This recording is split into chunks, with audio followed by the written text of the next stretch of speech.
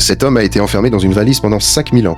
Chaque fois que son corps ressent de la douleur, il crache des pièces d'or. Plus incroyable encore, plus il souffre, plus les pièces d'or qui sortent de sa bouche sont nombreuses. Cette scène laisse plusieurs jeunes complètement stupéfaits. Pour gagner encore plus d'argent, il commence à torturer l'homme de différentes façons.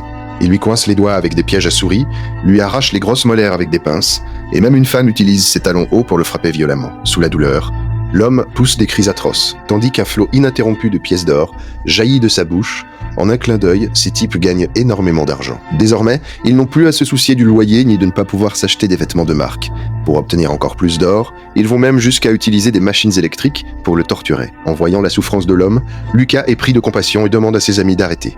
Il sort ensuite son téléphone pour appeler la police. Mais contre toute attente, Kevin et Sarah, déjà aveuglés par l'argent, profitent de l'occasion pour lui fracasser le téléphone avec un marteau.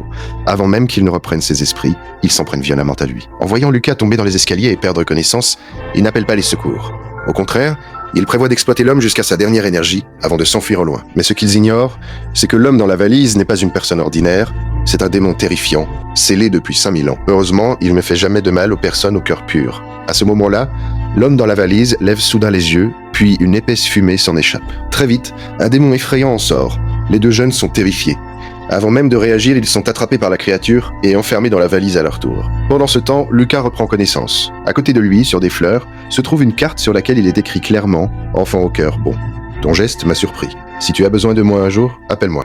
Quant à Kevin et Sarah, ils sont emmenés par le démon à l'aéroport, placés sur un tapis roulant comme de simples marchandises, puis envoyés aux quatre coins du monde.